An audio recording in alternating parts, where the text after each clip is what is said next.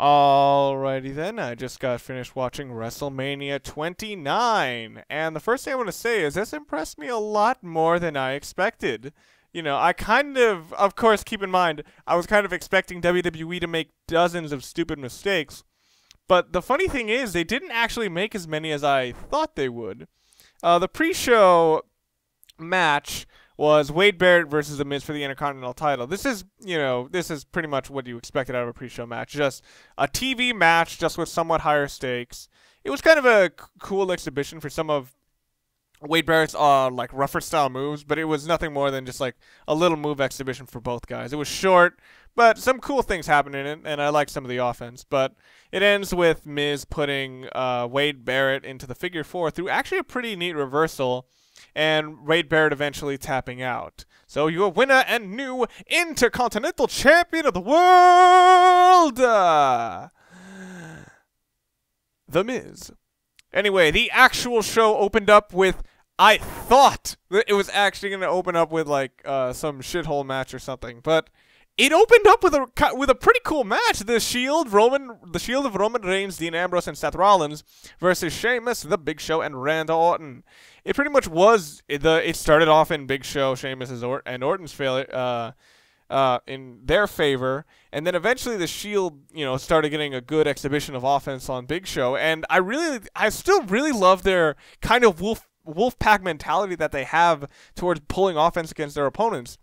The only problem was a lot of the moves on Big Show didn't seem to look as good because he's so much bigger than those guys, so a lot of his sells just don't make any sense. And later on, I really liked how Big Show did a lot of really cool spectacle moves, like fucking on his knees doing a back body drop on Seth Rollins, and spearing a guy who, as they were about to triple powerbomb someone. I actually really liked the ending. The ending was Big Show was displeased that Randy Orton had stolen a tag intended for him and let Randy Orton get pinned by Dean Ambrose. He was like, "What? You're not letting me steal the show? Well, then fuck you then. I'm just chilling here." And then after the match, Big Show went up to Orton, and I thought Orton was going to heel turn, but nope. Big Show turned right back heel, punch to Sheamus, and punch to Orton. And now he left saying, "The fuck was I here for?" And I thought this was a cool opener, and I really liked it as a match. I think it might have gotten more time, but as an opener, I can understand why they cut it short. I gave it 8 out of 10. That was my score for the match. Next match. The worst match of the night, but I'm not surprised. I was hoping for a Scott Steiner versus Goldberg sort of match. That would happen later, but no, this was more akin to Brock Lesnar versus Goldberg. Very slow start, few moves felt like they hit hard at all. Most of them just felt weak. A lot of rest holds. The one thing that put this above me, calling it a horrible, horrible, horrible match, was the ending. Ryback actually successfully put Mark Henry into the shell shock, but Mark Henry had enough ring presence to grab the ropes, and because he couldn't hold him up any longer, Ryback just flopped down. And seeing Mark Henry, a 400-pound guy, just fall all at once right under Ryback, I was like, holy shit. Is Ryback okay? That was a good way to end it, because the next thing they did, Mark Henry pulled over Ryback and, pinned him. 1, 2, 3. Your winner is Mark motherfucking Henry. After the match, Ryback eventually got in. Mark Henry attempted to injure Ryback while he was down, but then Ryback got back up, hit the shell shock on Mark Henry, and got a dominant finish, even though he lost the match. As I said, the match was really slow until that cool ending, so I actually gave it... I was like, this is either a meh match or kind of a bad match. What saved it was the ending. If it wasn't for the ending, I would probably give it something like 2 or 3 out of 10, just for giving it credit for a few cool matches. But for a cool ending, 4 or 5 out of 10. The next match was Team... Okay, wait, hold on. One last thing. I need to bring something up, and this kind of weirded me out. No interviews. They had a lot of video packages, and that's still annoying the shit out of me, but no interviews, and I thought that was kind of a waste. Anyway, the next matchup was Team Hell No of Daniel Bryan and Kane versus Dolph Ziggler and Big E Langston with AJ for the WWE Tag Team Championships. Well, I thought it was kind of cool that in the opening they already teased another 18-second victory by Daniel Bryan, but of course that quickly got out there. For a debut for Big E Langston, I thought this was pretty cool. He looked pretty dominant, and I liked how he actually did get a lot of offense in, particularly against Kane. And this was another case of a tag match where there's such a heavy contrast in styles that everybody could stand out. This is, again, a big reason why it was a good debut for Big E Langston. I thought the pace was pretty nice. I got anytime I think I needed a break, they actually kind of supplied it. The biggest problem with this match though was the length. It was kind of short at only like 7 or 8 minutes, and then it just sort of ended. But I did like the way they ended it. The one thing I'll say about Dolph Ziggler losing here it doesn't feel like a burial and it doesn't feel like a momentum killer. It feels kind of appropriate. How did he lose? He got fucking choke slammed by Kane and then hit with a child-killing diving headbutt from the top rope. You know, that I would buy that as a way for someone to lose without necessarily, you know, getting completely lost or getting like I think that would be a believable way for someone to lose without, you know, thinking, oh, they're weak. No, fucking see what Dolph Ziggler got hit with. You know, and as I said with that, Daniel Bryan and Kane retained their tag team championships. I gave it 7 out of 10. As I said, its biggest problem was its length. They just didn't have enough time to really let things go out there. I'm hoping they will for Extreme Rules. Alrighty then. The next matchup was Chris Jericho versus Fandango. I kind of like the humorous start where like Fandango was doing all these stupid things and then Chris Jericho would just kind of do these sort of troll back moves. I noticed a lot of people had a lot of issue with Fandango's calling, because apparently a lot of people could very easily hear him calling spots with Chris Jericho, and you could tell a lot of ring rust with Fandango. But even so, I thought this was a decent display of Fandango's skill, and I really liked that Chris Jericho did some very different offense in this match than his usual stuff. I actually thought the finish was kind of neat, even though it was a little bit dodgy, where Fandango hit Chris Jericho with a small package. I thought that was a neat way to have like Fandango get the victory without necessarily destroying a, you know, big legend in Chris Jericho. Decent match, decent length, 6 or 7 out of 10.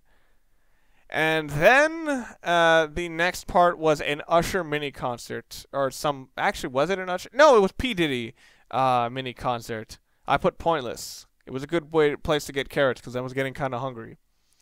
The next matchup was Alberto Del Rio with Ricardo Rodriguez versus Jack Swagger and Zeb Coulter for the World Heavyweight Championship. The match started off very fast. The fans didn't seem too into it. I don't know whether it was a lack of a proper Jack Swagger entrance. And yeah, even on a pay-per-view, they cut out Jack Swagger's entrance, which is a shame because I could see, like, by the entrance ramp, they had this awesome car, and I was like, dude, that would be awesome to see that entrance, especially with that music. And the one thing I really liked about this match was the really quick submission reversals you saw. I didn't even know you could get out of a ankle lock grapevine into an arm bar, but somehow Del Rio did it, and I thought that was really cool. The biggest problem with this match was that it was too short again. For a World Heavyweight Championship match, I don't think it even went over 10 minutes. And, you know, the finish was just really quick and surprising. I was just like, you know, after getting some offense in, Jack Swagger threw him into the ring. You know, Del Rio very quickly surprised him, putting him into an R-bar, and then eventually, after a while, if I'm not mistaken, Jack Swagger tapped out. So winner and still your World Heavyweight Champion, Alberto Del Rio. Biggest problem, the match was too short. Not enough of it was there. You know, this is something you'd kind of see on TV to have the guy get put over.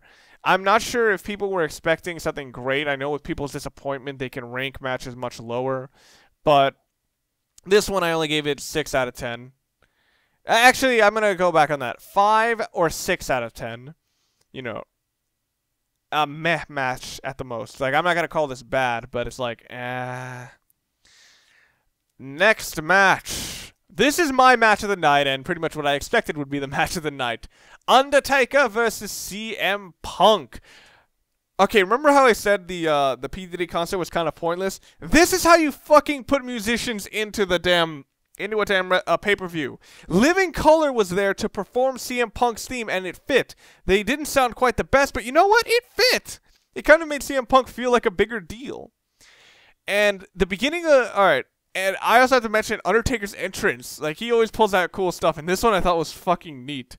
Like, it looked like Undertaker was rising from hell as the people in hell were still grabbing at him. I don't know who was, like, painted red or whatever to be behind Undertaker as he walked in, but I thought that looked fucking awesome.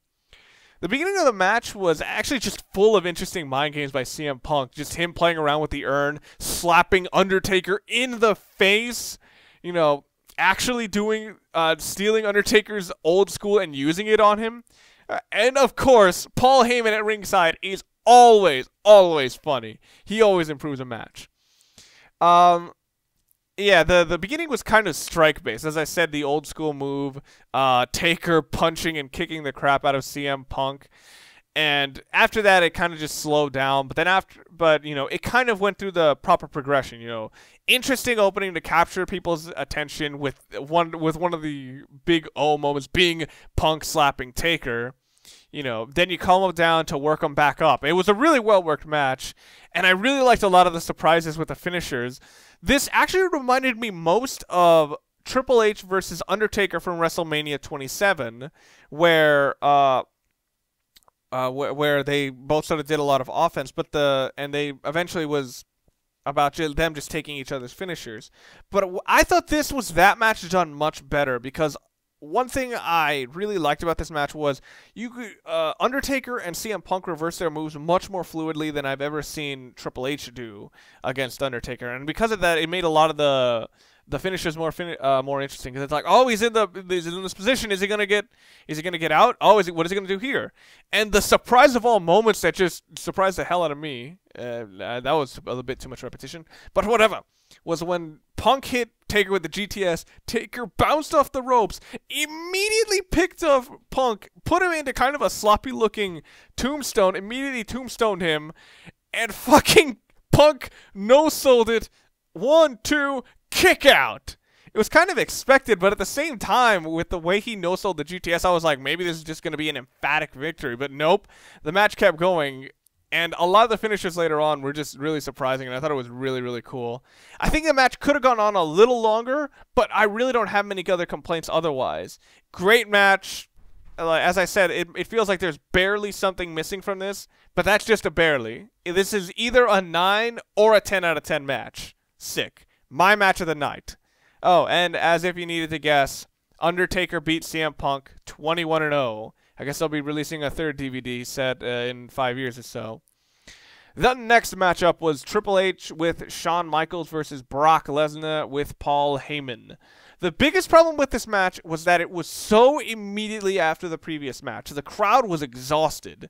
I was able to appreciate a lot of this match for what it was, but yeah, I sort of felt that wear and tear on me too. Lesnar and Triple H took a beating in this match. They fucking threw everything they could at each other, both literally and metaphorically. And yeah, like, when you saw the way they displayed Brock Lesnar as a monster, it fucking worked. The pace was really slow, but everything they hit just felt like they are really hitting each other. And from the close-ups I saw, they really were at some points. You know, but as I said, the worst part about this match was the crowd and the last third, if you will. Yeah, the crowd, as I said, was kind of dead. And the problem with the last third was it went out to make Triple H look a bit too much like Superman, or no, almost Cena-esque or 2003 Triple H-esque, if you will. But it was a fun spectacle type of match, not unlike the TLC match of WrestleMania 17, although it's much slower paced and not using quite as many obstacles. The ending of the match was also kind of lame. Triple H just winning with a pedigree on the steps.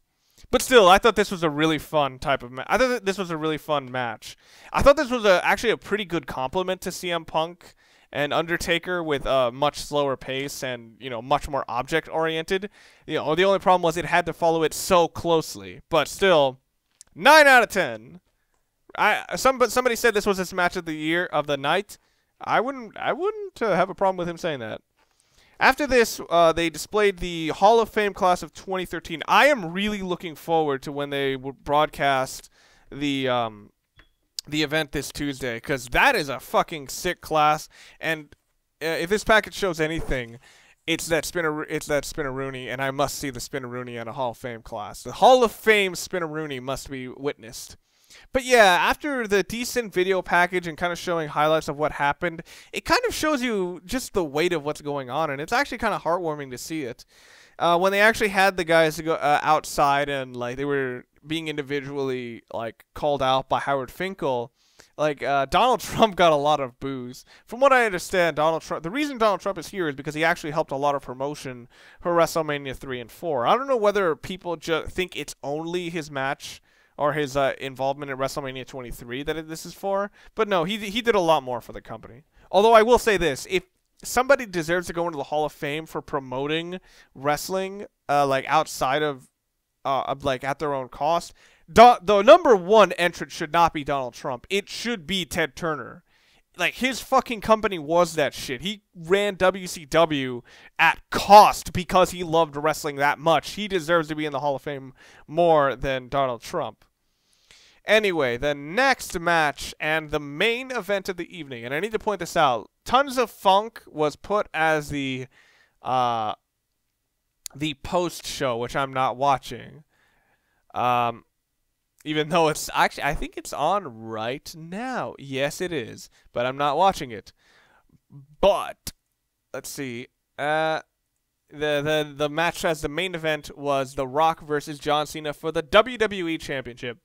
Clear as day, the crowd fucking hated John Cena. He walked in, boo. I thought the arena was just quieter because it was an open, it was like an open top, which actually might have been the case. But you could just tell they fucking despised John Cena. The worst part about this match was the entire first half. It was so slow with just nothing happening. So damn slow. It just felt like it went on forever. Thankfully, it eventually got a little bit better, but then it had the problem of having too many false fucking finishes. It was like, oh, he kicks out of this, kicks out of that, kicks out of this. It reminds me of Ring of Honor and how absurd it gets. Although at least Ring of Honor's guys don't fucking get gassed 10 seconds in. The ending was kind of what I expected, pretty much. You know, just kind of the opposite of what happened last year. By the end of it, it was like the second half was a lot more well worked than the first, but yeah,